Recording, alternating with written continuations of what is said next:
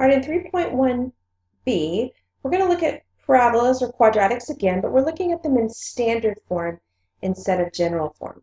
All right, so standard form looks like this.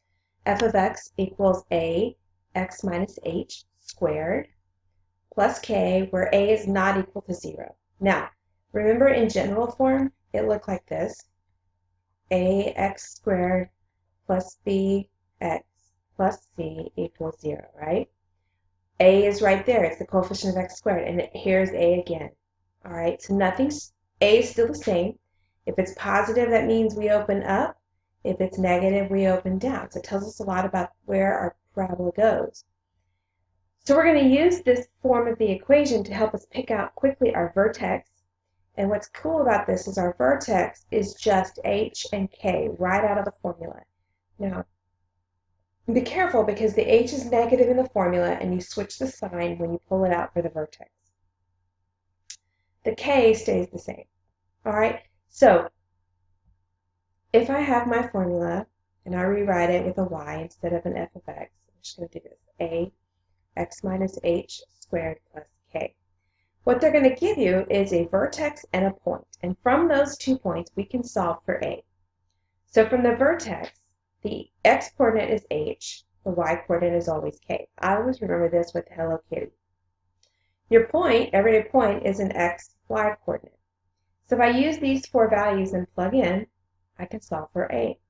So y is 0, a is my unknown, x is 1, minus h, so minus a negative makes it plus 1, squared, plus k, which is 4.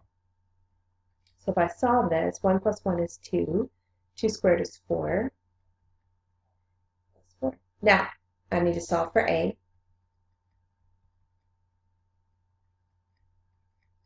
So a is equal to negative 1. So as I start to solve this, I want to find the standard form of the quadratic. So I'm going to say y equals negative 1, x minus h, well, minus negative 1 means plus 1, plus k, which is 4. So here's the standard form of my equation. That's all I have to do. Leave it like this, right? You can put f of x if you want, it doesn't matter. Hopefully you realize that this guy is opening down, all right, because a is negative. Now let's try another one. Same directions, same process, right? So let's label our points. Vertex is always h and then k. Point is x and then y. So I'm going to do y equals a x minus h squared plus k. I'm going to plug in my values. Y this time is 14.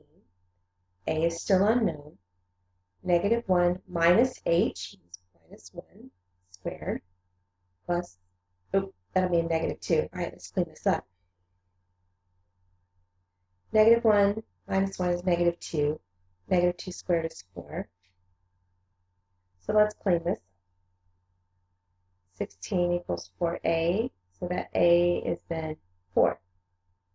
All right, so to put this in standard form, I can say y equals a is 4, x minus h squared plus k. So leave k exactly how it is, right? There it is. There's our standard form of the equation. One more. This one's got fractions, so hang on for the ride. Here we go. Same process as before. Rewrite it with your letters. Label your points that you have. So here's h, here's k, here's x, here's y. Right? So y is negative 21/5 equals a, negative 2 minus 1/2 squared plus 1. All right, let's clean this up for a second. So negative 2 minus 1/2, common denominator if you need to, that'd be negative 4/2 minus 1/2 gives me negative 5/2. But then I have to square that, right? So that's going to give me 25 over 4 positive a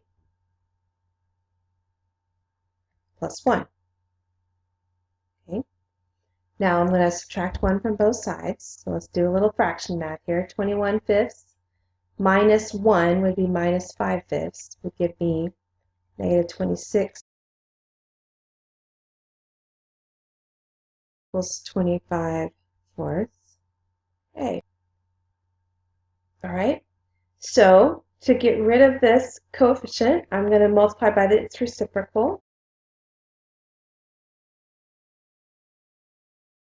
And let's see what we get. Negative 104 over 125 equals a. Pretty nasty little coefficient. But still, our equation will be negative 104 over 125 times x minus h, which is 1/2, squared plus k.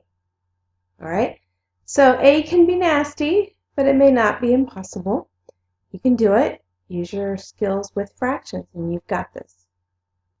Just know on the homework, I'm also going to give you some graphs of parabolas. Like, I don't know, they're just going to be out here somewhere. And from there, I want you to give me the standard form of the equation. What does that mean? That means you've got to find the vertex on the graph and decide what is h and k. And then you can take any point on the graph, it doesn't matter, and use that as your x and y. In these problems I've shown you, I gave you those points. But you do have some problems on the homework where you're going to have to pull those points straight from the graph and then proceed with what we just did. All right, we'll see you in class.